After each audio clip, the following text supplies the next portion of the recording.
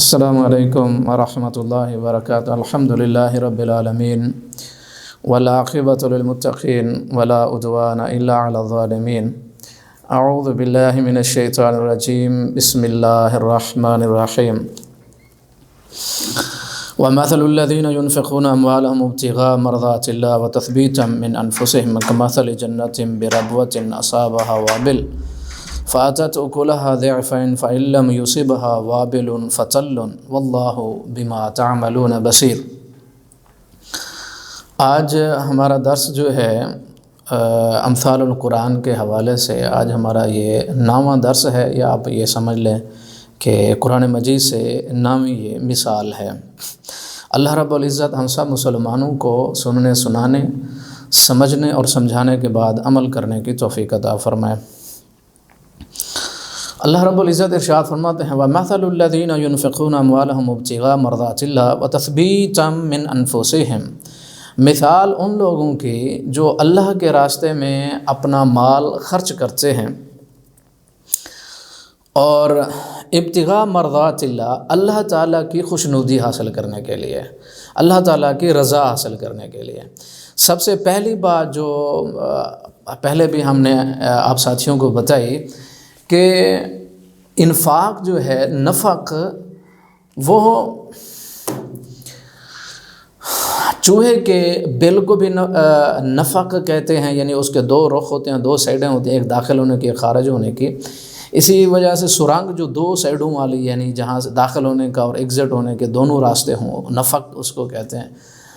اور نفاق بھی اسی لفظ سے ہے، یعنی وہ انسان اور مسلمان جس کے 2 رخ ہوں، وہ منافق ہے، یعنی زبان پر کچھ اور دل کے اندر کچھ۔ تو انفاق فی سبیل اللہ جو ہے، یعنی مسلمان اللہ تعالیٰ کی جتنی بھی نعمتیں ایک مسلمان لیتا ہے،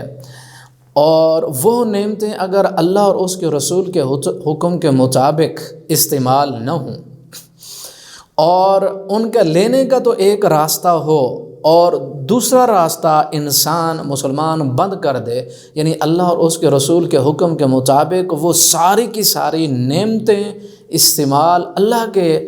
حکم اور اللہ کے رسول کے حکم کے مطابق نہ کرے، تو ان نعمتوں کو خراب ہونے سے کوئی روک نہیں سکتا ہے۔ چاہے وہ نعمت عقل کی ہے، فہم کی ہے، سمجھ کی ہے، مال ہے، دولت ہے، بیوی، بچے، اولاد، نسل، گھر بار، جی خاندان، کنبہ، قبیلہ، زندگی، ایمان اور نیکی بھی رزق ہے، یہ ساری چیزیں اگر اللہ کے لیے نہ ہوں تو پھر جو چیز اللہ کے لیے استعمال نہیں ہوگی اس کو خراب ہونے سے کوئی نہیں بچا سکتا ہے۔ جس طرح کھڑے ہوئے پانی کی مثال ہے، پانی کھڑا ہوا ہے تو بدبودار بھی بن جاتا ہے، اور 3 چیزوں میں سے ایک بھی چیز تو قابل استعمال نہیں رہتا، نہ انسانوں کے، نہ جانوروں کے، نہ کسی اور کھاتے گا۔ اسی طرح وہ نعمتیں ہیں، اگر اللہ کے حکم کے مطابق استعمال نہیں ہو رہی،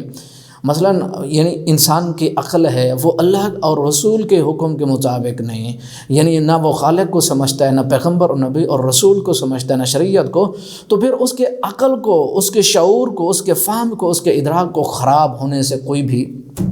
بچا نہیں سکتا ہے۔ اسی طرح کی ساری چیزیں تو دیکھیں، اللہ رب العزت ارشاد فرماتے ہیں وَمَثَلُ الَّذِينَ يُنْفِقُونَ أَمْوَالَهُمْ ابْتِغَاءَ، مثال ان لوگوں کی جو اللہ کے راستے میں خرچ کرتے ہیں اپنے مالوں کو۔ مال وہ سارے کا سارا، یعنی مال جو ہے وہ دولت بھی، ہر ایک قسم کا جو مال اللہ کے راستے میں خرچ کرنا، ابتغاء مرضات اللہ، اللہ تعالیٰ کی یعنی خوشی اور خوشنودی اور اللہ تعالیٰ کی رضا تلاش کرتے ہوئے، یعنی ہے کہ آپ یہ سمجھ لیں کہ فی سبیل اللہ انفاق وہی ہے جس کا رزلٹ، جس کا نتیجہ اور جس کا معاوضہ انسان مسلمان صرف اور صرف اللہ سے اگر حاصل کرنے کی اس کی توقع ہے اور خواہش ہے اور آرزو ہے اور تمنا ہے، تو پھر وہ فی سبیل اللہ ہے۔ اگر اس کا رزلٹ اور نتیجہ یا اس کا معاوضہ، خرچ کرنے کا معاوضہ اگر مخلوق سے لینے کی تمنا اور آرزو اور خواہش ہے، تو پھر فی سبیل اللہ نہیں ہے۔ تو مطلب انسان خرچ تو کرے لیکن اللہ کی رضا کے لیے۔ آگے اگلی بات سنیں، وَتَثْبِيتًا مِّنْ أَنفُسِهِمْ، اپنی خوشی سے، اپنی خوشی سے، یعنی دونوں کام جو ہیں، یعنی ایک اللہ کی رضا اور پھر اس کی آرزو بھی ہے، تمنا بھی، خواہش بھی، رغبت بھی، اور اپنی مرضی سے، اپنی خوشی سے وہ یہ کام کر رہا ہے۔ اگر ایسا نہیں ہے تو پھر نیکی کوئی رزلٹ اور نتیجہ نہیں دیتی ہے۔ مثال کے طور پر میں آپ کو یہ بتاؤں کہ ایک آدمی جو ہے نماز پڑھتا ہے، وہ کہتا ہے کہ مولوی صاحب نماز جو ہے بے حیائی، فحاشی، عریانی سے اور گمراہی سے اور گناہوں سے روکتی ہے، لیکن نماز پڑھتا ہوں وہ سارے کام مجھ سے گناہوں کے ہو رہے ہیں اور میں وہ سارے کام کر رہا ہوں اور نماز بھی پڑھتا ہوں، تو نماز پڑھنے کا یعنی مجھے کیا فائدہ ہوا؟ نماز پڑھ رہا ہوں اور وہ سارے گناہ بھی ہو رہے ہیں، تو مطلب اس کا مطلب ہے کہ نماز بھی ہے یہ برائی سے نہیں روکتی۔ اس انسان اور مسلمان کو سمجھنے اور سمجھانے کی ضرورت ہے کہ اگر اسلام اور شریعت ابدان پر ہوتا، یعنی بدنوں پر ہوتا، تو پھر اللہ رب العزت شریعت جو ہے بچے کے اوپر بھی نافذ، اللہ تعالیٰ کی شریعت نافذ ہوتی، ایک پاگل پر، بے وقوف پر، مجنوں پر، اور جس کا عقلی توازن نہیں ہے، جس کے پاس فہم اور ادراک اور سوچ اور سمجھ نہیں ہے، سب پر شریعت لاگو ہوتی۔ لیکن شریعت تو پکارتی ہے کس کو؟ اولو الالباب کو۔ افلا یتدبرون القرآن، کہ تم قرآن کے اوپر غور و فکر کیوں نہیں کرتے؟ قرآن اور شریعت لاگو ہی اس کے اوپر ہوتی ہے جس کے پاس عقل ہے، فہم ہے، شریعت جس کے پاس عقلی توازن ہے، اس کا بہتر ہے۔ تو عقل کو جو ہے وہ شریعت جو ہے وہ پکارتی ہے۔ اس مسلمان کو سمجھنے کی ضرورت ہے کہ اگر آپ کو نماز بے حیائی اور برائی اور گمراہی سے نہیں روکتی، تو کیا آپ کا بدن جھکا یا آپ کا شعور، ادراک، فہم، سمجھ، سوچ جھکی اللہ تعالیٰ کے سامنے؟ اگر تو بدن جھکا پھر کوئی رزلٹ اور نتیجہ نکلنے والا نہیں ہے۔ اگر نماز میں آپ کا بدن بھی جھکا، آپ کا فہم، آپ کی سوچ، آپ کی عقل اور آپ کا شعور، آپ کی رغبت، آپ کا شوق اور تمنا، آرزو، یہ ساری اللہ تعالیٰ کے سامنے سرب سجود ہوئیں، تو پھر یہ ناممکن ہے کہ مسلمان انسان گناہوں سے نہ بچے، نماز اس کو نہ روکے۔ جب تک نیکی کے اندر جو ہے شعور نہیں، ادراک نہیں، پوری رغبت کے ساتھ نیکی نہیں کی گئی، تو وہ نیکی اپنا رزلٹ نہیں دیتی۔ یہاں تو ہم مسلمان ہی ہیں کہ عقل کو، شعور کو، اور ہمیں پتہ بھی نہیں ہوتا، ہم عبادتیں کر رہے ہوتے ہیں، لیکن اسلام کہتا ہے، اللہ رب العزت ارشاد فرماتے ہیں، ہماری جو آیات، ہمارا جو قرآن، ہماری جو شریعت ہے، لم یخروا علیہا صما و عمیانا، ہماری اس شریعت کے اوپر ہم نے جو قرآن نازل فرمایا ہے، اندھے اور گنگوں اور بہروں کی طرح گرنا پڑو۔ سوچو، الف لام میم ذالک الکتاب لا ریب فیہ، اس کے اندر کوئی شک نہیں، تم دیکھو، کوئی اس کے اندر غلطی اور عیب تلاش کر کے لے آؤ۔ اللہ تعالیٰ ارشاد فرماتے ہیں، پورے عقل، انسانی عقل کو اللہ رب العزت برانگیختہ کرتے ہیں، ترغیب دیتے ہیں کہ آؤ سوچو اور سمجھو، اور مجھے تم میری عبادت کرو تو سوچ اور سمجھ کر، پیغمبر اور نبوت اور رسالت کو مانو تو سوچ اور سمجھ اور ادراک اور فہم اور رغبت اور آرزو کے ساتھ، اپنی خواہش اور اپنی خوشی کے ساتھ۔ اگر یہ مسئلہ نہیں ہے تو پھر نیکی جو ہے اپنا فائدہ دینے والی نہیں۔ اللہ رب العزت ارشاد فرماتا ہے، ایک مسلمان جو ہے، وَمَثَلُ الَّذِينَ يُنْفِقُونَ أَمْوَالَهُمْ ابْتِغَاءَ، مسلمان اللہ کی رضا کے لیے، اللہ کی رضا کے لیے، اور پھر وَتَثْبِيتًا مِّنْ أَنفُسِهِمْ، اور اپنی خوشی کے ساتھ نیکی کرتا ہے۔ دیکھیں، اگر عبادت عادت ہے عبادت نہیں، تو اس نیکی کا فائدہ نہیں ہے۔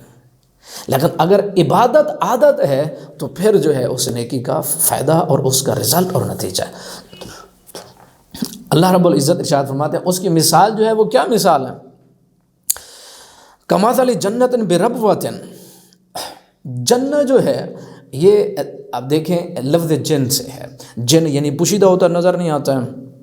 اور جنہ باغ، باغیچہ جس کے چاروں طرف باڑ ہو، اور یا پھر ایسے درخت ہوں کہ پھر وہ اندر سے وہ نظر نہ آئے، باغیچہ اس کہتے ہیں چاروں طرف یا باڑ ہو یا درخت ہو، اور اسی طرح جنین جو بچہ ہوتا ہے، جنین بچے کو جو ماں کے پیٹ کے طرف، وہ بھی نظر نہیں آتا ہے۔ جنت یعنی اللہ تعالیٰ کی بنائی ہوئی جنت، وہ بھی مسلمانوں کو نظر نہیں آتی کیونکہ وہ پوشیدہ چیز ہے۔ تو اللہ تعالیٰ ارشاد فرماتے ہیں جو باغیچہ، یہ باغ ہے، کمثل جنت بربوۃ، اور یہ اونچی پہاڑی کے اوپر جو ہے وہ باغیچہ ہو، باغ ہو، اور پھر اصابہا وابل، اور اس کو یعنی بارش ہے اور سیراب کرے پانی، فآتت اکلہا ضعفین، پھر وہ دگنا پھل دے۔ اب دیکھیں، ایک مسلمان اللہ کی رضا کے لیے جو کام کرتا ہے لیکن شوق کے ساتھ، پورے شعور اور ادراک کے ساتھ، یہ نہیں کہ نماز پڑھ کے آیا اس کو پوچھو بھی نماز کیوں پڑھی تو نے، پتہ نہیں، تم نے یہ کام نیکی کا کیوں کیا، پتہ نہیں، اور یہ تم فلان کام اچھے کر رہے ہو، پتہ نہیں، یعنی ایسا اسلام ایسا نہیں چاہتا۔ اسلام کے اندر جو ہے سب سے پہلے جو عقل ہے، انسان کا جو عقل ہے، سب سے پہلے جو چاہتا ہے عقل کہ تم کام کرنے لگے ہو، وہ انسان سے یہ چاہتا ہے کہ سائنٹیفک تھیسس چاہتا ہے کہ مجھے، یعنی آپ منطقی طور پر اور ریزن بتاتے ہوئے مجھے سمجھاؤ کہ یہ کام کیوں کر رہا، عقل یہ چاہتا ہے، لیکن ایموشنل تھیسس کے ذریعے نہیں۔ ایموشنل یعنی مطلب یہ کہ بندے کو پتہ بھی نہیں، کیے جا رہا ہے، اس کا رزلٹ ہو، ممکن ہے اللہ تعالیٰ کے ہاں، اللہ تعالیٰ رحمت بڑی وسیع ہے، لیکن جو مطلوب ہے مسلمان سے وہ تو یہ ہے کہ پورے ادراک کے ساتھ اور سائنٹیفک تھیسس کے ساتھ پتہ ہو اس کو ریزن کا، اور اگر پھر ریزن کے پیچھے بندہ جاتا ہے، اس کو ریزن تو ہر کام کی ہے، ٹھیک ہے، اگر سمجھ میں نہیں آتی فابہا، لیکن سمجھنا تو چاہیے۔ لیکن ایموشنل تھیسس کے ذریعے ہم جاتے ہیں، یعنی جذباتی طور پر، اور پتہ بھی نہیں ہوتا، اور یہی مسئلہ ہے آج ہمارے معاشرے کے اندر، ہم مسلمانوں میں ہم ایموشنل زیادہ ہوتے ہیں لیکن سمجھ نہیں ہوتی، فہم نہیں ہوتا، ادراک نہیں ہوتا، جس کی وجہ سے ہم ان بیلنس بھی ہو جاتے ہیں اور عدم برداشت بھی ہوتی ہے اور سارا کچھ ہوتا ہے، اور جہاں کام کرنا ہوتا نہیں کرتے، اور جہاں نہیں کرنا وہاں کرتے، وہ سارا کام الٹا ہو جاتا ہے۔ کس وقت؟ جب فہم اور ادراک اور سمجھ نہیں۔ ایموشنل تھیسس ہے یعنی بندہ جذباتی ہے تو پھر جو ہے وہ کچھ بھی کر سکتا ہے، جب فہم اور ادراک نہیں ہے اس کو۔ تو اللہ رب العزت ارشاد فرماتا ہے فَآتَتْ أُكُلَهَا ضِعْفَيْنِ، وہ اپنا دگنا فائدہ دیتا ہے، دگنا فائدہ دے۔ فَإِن لَّمْ يُصِبْهَا وَابِلٌ فَطَلٌّ، یعنی اگر زوردار بارش بھی اس کو